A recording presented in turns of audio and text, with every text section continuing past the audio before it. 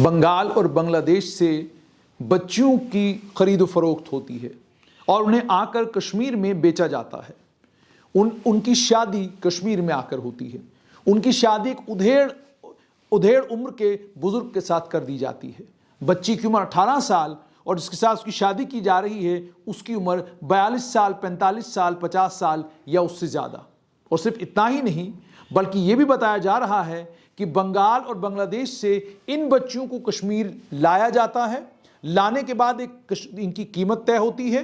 उस कीमत को अदा करने वाले को ये लड़की दे दी जाती है। उसके बाद इस लड़की को बताया जाता है कि आपकी इस शख्स के साथ शादी हो गई है और उसके बाद ये लड़की उस घर में रहना शुरू करती है। ये सब कुछ कश्मीर में हो रहा है।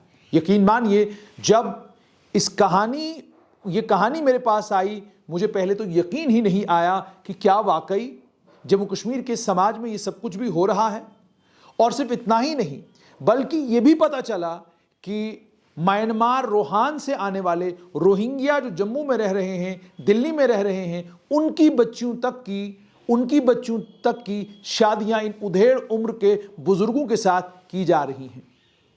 और ये क्यों किया जा रहा है, ये किस लिए किया जा रहा है? जब इसकी थोड़ी तफ्तीश अलग अलग पत्रकारों ने की, उस तफ्तीश में उनको ये पता चला कि कश्मीर के समाज के अंदर शादी करना बहुत मुश्किल काम है। ये काम इसलिए मुश्किल है क्योंकि अगर आपने शादी करनी है तो उसके लिए आपको हक महर देना है। अगर आपने शादी करनी है तो उस पर खर्च होगा और वो खर्च अगर 1 लाख रुपया भी है, 1.5 लाख भी है, 2 लाख भी है, वो खर्च आप बर्दाश्त नहीं कर पाएंगे। आपके पास खर्च करने के लिए उतना पैसा ही नहीं है तो आप करते क्या हैं? आप ये करते हैं कि आप बंगाल से और बांग्लादेश से जिन बच्चियों को ट्रैफिक करके, यानी जिन बच्चियों को मालूम ही नहीं उनको कहाँ लिया जा रहा है, उन्हें वहाँ पर किडनैप किया जाता है, उन्हें बेहोश किया जाता है, किडनैप किया जाता है, ट्रेन में डाला जाता है। उसके बाद दिल्ली पहुँचती हैं बच्चियाँ और दिल्ली से इन्हें कश्मीर लाया जाता है। कश्मीर में ऑलरेडी दलाल बैठे होते हैं। उन दलालों ने पहले ही इन लड़कियों के लिए दुकान तय कर रखी होती है। उन दलालों ने पहले ही तय कर रखा होता है कि इन लड़कियों को कहाँ बेचा जाएगा, इन लड़कियों की शादी किसके साथ होगी, कहाँ कितना दाम कौन दे रहा है, ये सब कुछ उन दलालों ने पहले ही तय कर रखा होता है। उसके बाद जब ये बच्चियाँ यहाँ पहुँचती हैं, इन्हें एक कीमत लेने के बाद किसी के हवाले कर दिया जाता है। और उसके बाद इन बच्चियों के लिए सबसे बड़ा अजाब ये कि इनकी ज़ुबान अलग और जिस माशरे में ये बच्चियाँ जा रही हैं उस माशरे की ज़ुबान अलग, उस माशरे का बोलचाल अलग, उस माशरे का कल्चर अलग, उस माशरे की तमाम चीज़ें इनसे बिल्कुल अलग, उस माशरे का खान पान अलग और इन बच्चियों का खान पान बिल्कुल अलग। और उसके बाद सबसे बड़ी ज़्यादती इन बच्चियों के साथ ये कि इनकी मर्ज़ी के बग़ैर, इनको पूछे बग़ैर और इनको बताए बगैर इन्हें कश्मीर घाटी लाया जाता है और वहाँ पर इनकी शादियाँ कर दी जाती हैं। आप ज़रा थोड़ा सा गूगल कीजिए, अल जज़ीरा से लेकर जितने भी न्यूज़ चैनल्स हैं या जितने भी वेब पोर्टल्स हैं उन पर आपको इन बच्चियों की कहानी मिलेगी। पिछले दिनों बडगाम में 20 दिन के बाद एक बच्ची ने खुदकुशी कर ली। 20 दिन के बाद जब इस बच्ची ने खुदकुशी कर ली तो कश्मीर के ही एक वरिष्ठ पत्रकार अहमद अली फयाज ने ट्वीट किया। ट्वीट करके उन्होंने ये कहा, काश जम्मू कश्मीर में स्टेट वुमेन कमीशन होता जो इस मामले का संज्ञान लेता, पता करता कि इन बांग्लादेश और बंगाल की बच्चियों की बिक्री और उसके बाद दोबारा से बिक्री, यानी एक बार इन बच्चियों को बेचा जाता है, जिसे बेचा जाता है वो आगे किसी और को बेच देता है। ये खरीदो फरोख्त जो इन बच्चियों की होती है, इस खरीदो फरोख्त की काश स्टेट वुमेन कमीशन होता, वो इसका संज्ञान लेता, इस मामले में कोई कार्रवाई करता ताकि कम से कम इन बच्चियों का मुस्तकबिल बचाया जा सकता, इन बच्चियों को इनके परिवारों के पास वापस भेजा जा सकता। ये अहमद अली फयाज ने अपने ट्वीट में कहा। उन्होंने अपने ट्वीट में कहा कि अफसोस सिर्फ इतना ही नहीं कि वुमेन कमीशन काम नहीं कर रहा बल्कि उसके अलावा जो जिन इदारों की ये जिम्मेदारी थी कि उन्हें इन बच्चियों को बचाना चाहिए था, वो इदारे भी खामोश हैं। आपको झटका लगता है जब आप ऐसी बातें सुनते हैं। क्या वाकई ऐसा होता है?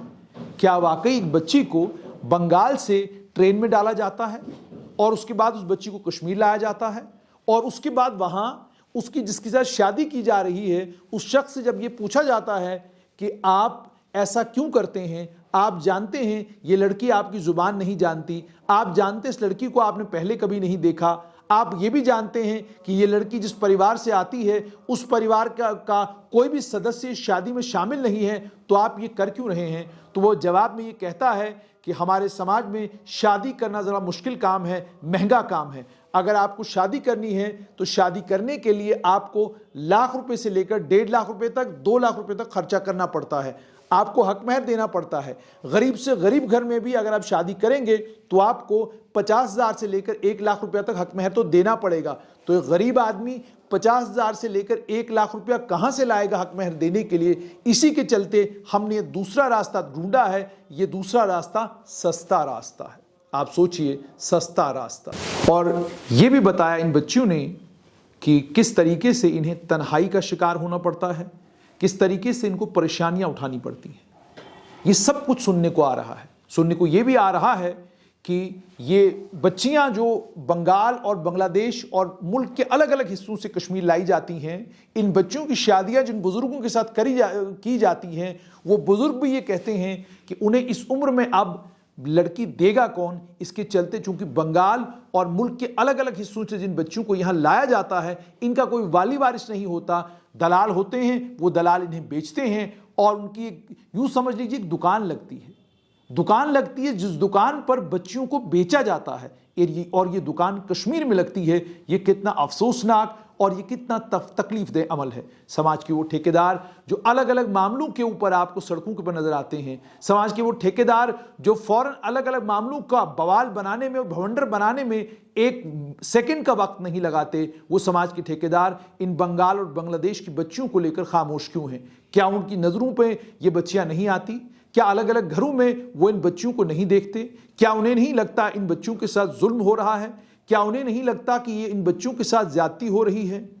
اور سماج کے ٹھیکیدار جو ہر معاملے میں اپنی رائے دینا ضروری سمجھتے ہیں اور بنا رائے دیے رہتے بھی نہیں ہیں، اور جو رائے دیتے ہیں وہ رائے جب سوشل میڈیا پر وائرل ہوتی ہے، اپنے تمام عزیز و اقاربوں کو وہ ویڈیو بھیجتے ہیں اور کہتے ہیں کہ دیکھیے کتنی خوبصورت رائے میں نے اس معاملے میں دی ہے۔ لیکن بنگلہ دیش اور ملک کے الگ الگ علاقوں سے جو بچیاں وادی کشمیر میں آ رہی ہیں اور ان کے ساتھ یہ ظلم اور زیادتی ہو رہی ہے، اس ظلم اور زیادتی کے اوپر مسجدیں کیوں خاموش ہیں؟ اس ظلم اور زیادتی کے اوپر مولانا، مفتی، عالم دین کیوں خاموش ہیں؟ وہ برملا یہ بات کیوں نہیں کہتے؟ آپ ان بچیوں کے ساتھ زیادتی کرتے ہیں، آپ یہ ظلم ان بچیوں کے اوپر نہیں کر سکتے ہیں۔ قانون خاموش کیوں ہے؟ پولیس ان معاملوں میں کارروائی کیوں نہیں کرتی؟ پولیس کیوں نہیں معلوم کرتی کہ بنگلہ دیش، بنگال یا ملک کے کسی دوسرے علاقے سے جو بچی وادی کشمیر میں اس وقت رہ رہی ہے، جس کی زبان اس گھر سے نہیں ملتی، جس کا مزاج اس گھر سے نہیں ملتا، اس سے جا کر پولیس سے پوچھتی کیوں نہیں کہ آپ یہاں پہنچے کیسے؟ اور جو ظلم اور زیادتی کی داستان یہ بچیاں سناتی ہیں، جب آپ سنتے ہیں آپ کے رونگٹے کھڑے ہو جاتے ہیں۔ کیمرے کے اوپر آج تک یہ تصویریں کیوں نہیں آئی؟ کیمرے کے اوپر آج تک یہ کہانیاں کیوں نہیں آئی؟ یہ سوال بھی پوچھا جانا چاہیے۔ افسوس اس بات کا کہ بڈگام میں ایک اور بچی نے خودکشی کر لی ہے۔ کئی بچیاں ہیں جو پریشان ہیں، کئی بچیاں ہیں جو دکھ اور تکلیف میں ہیں، لیکن خاموش ہیں۔ خاموش اس لیے ہیں کیونکہ ان کی مدد کرنے والا کوئی نہیں۔ اور صرف اتنا ہی نہیں، ایک بچی کی کہانی سنی، اس کہانی میں بچی یہ کہتی ہے کہ جب مجھے کڈنیپ کر کے یہاں لایا گیا، اس کے بعد جب میری شادی کر دی گئی، جس شخص سے میری شادی کی گئی وہ مجھ سے کافی بڑا تھا، لگ بھگ 20 سے 25 سال بڑا تھا۔ اس شخص نے مجھے بڑے پیار اور بڑی محبت کے ساتھ رکھا، لیکن جب میں کہتی مجھے گھر جانا تو وہ مجھے گھر جانے نہیں دیتا۔ اس کے بعد وہ شخص کہتا ہے، وہ معاف کیجیے گا، وہ بچی کہتی ہے کہ اس کے بعد جب ایک بار اس کو ترس آیا، وہ مجھے لے کر میرے گھر چلا گیا۔ جب میں بنگال گئی تو یقین مانیے میرے گھر والے پریشان تھے کہ جس بزرگ کے ساتھ میں ان کے گھر آئی ہوں، یہ بزرگ میرا ہے کون؟ وہ جانتے ہی نہیں تھے کہ میری اسی شخص کے ساتھ شادی ہوئی ہے۔ پھر میں نے پوری کہانی سنائی، لیکن میرے ماں باپ بھی کرتے کیا؟ اس وقت میں 7 مہینے کی پریگننٹ تھی، اور میں بھی کرتی کیا؟ 7 مہینے کی میری پریگننسی تھی، میرے لیے مجبوری تھی کہ مجھے کشمیر واپس آنا تھا۔ میں کشمیر واپس آئی۔ میرے کشمیر واپس آنے کے بعد اور میرے بچے کے جنم کے تھوڑی ہی دنوں کے بعد اس شخص کی موت ہو گئی۔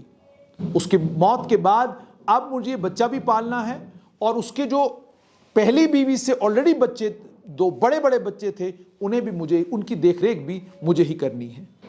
یہ اس لیے مجھے کرنی ہے کیونکہ اب میں اس سماج میں آ تو گئی ہوں، میری زبان الگ، میرا کھانا پینا الگ، میرا سب کچھ الگ، مگر میں اب اس سماج کا حصہ ہو گئی ہوں۔ یہ بنگال اور ملک کے الگ الگ حصوں سے لائی گئی بچیوں کی کہانی ہے، اور یہ کہانی احمد علی فیاض کے ٹویٹر سے آپ تک شاید نہیں پہنچی، الجزیرہ کی ویب سائٹ سے شاید آپ تک نہیں پہنچی، شاید الگ الگ اخباروں کے پنوں سے آپ تک یہ کہانی نہیں پہنچی۔ اسٹریٹ لائن کے مادھیم سے آپ تک یہ کہانی پہنچانے کا صرف ایک مقصد یہ ہے کہ وہ جو سماج سیوک اپنے آپ کو الگ الگ تنظیموں کے ساتھ جڑا ہوا بتاتے ہیں اور کہتے ہیں کہ سماج کو ٹھیک کرنے کی ٹھیکیداری ہماری ہے، وہ اس معاملے میں خاموش کیوں ہیں؟ اس معاملے میں وہ کوئی کارروائی کیوں نہیں چاہتے؟ کیا ان بچوں کا سروے کرنا کوئی مشکل کام ہے؟ کیا ان بچوں کی تعداد معلوم کرنا کوئی مشکل کام ہے؟ اور افسوسناک عمل یہ کہ اس کہانی کے بعد بھی کل یا پرسوں پھر کشمیر کے کسی علاقے میں اسی طریقے سے بنگال یا ملک کے کسی دوسرے حصے سے کوئی بچی آئے گی، اس بچی کی خرید و فروخت ہوگی، اسے خریدا جائے گا، اسے بیچا جائے گا، ہم اسی طریقے سے آپ تک کہانی پہنچائیں گے، لیکن سماج کی چپی کے کارن ان بچیوں کو جس زندگی کی یہ حقدار ہیں وہ زندگی دینے میں سماج تو محروم ہے، اس چیز سے کر ہی نہیں رہا، لیکن میں اور آپ بھی اس سے زیادہ کچھ نہیں کر پا رہے ہیں۔ امید اور توقع یہ کہ جو جموں کشمیر کا اور خاص طور پر کشمیر میں ضلع انتظامیہ ہے یا ڈویژنل انتظامیہ ہے یا پولیس کا تنتر ہے، جہاں پر آپ آتنکواد، الگاواد اور باقی تمام بیماریوں سے لڑائی لڑ رہے ہیں، یہ بھی ایک خطرناک وبا ہے جو کشمیر میں پھیل رہی ہے۔ اس وبا کا علاج جتنا جلدی کیا جائے اتنا بہتر ہے، کیونکہ یہ منڈی نہیں ہے جس منڈی میں بچیوں کو خریدا اور بیچا جائے۔ یہ الزام جو لگ رہے ہیں کہ بنگال اور ملک کے الگ الگ حصوں سے بچیوں کو یہاں لا کر بیچا اور خریدا جاتا ہے، یہ صرف جموں کشمیر کے سماج کے لیے ٹھیک نہیں، صرف کشمیر کے سماج کے لیے برا نہیں ہے، بلکہ یہ ملک کے لیے برا ہے، یہ تمام لوگوں کے لیے برا ہے، یہ میرے اور آپ کے لیے برا ہے۔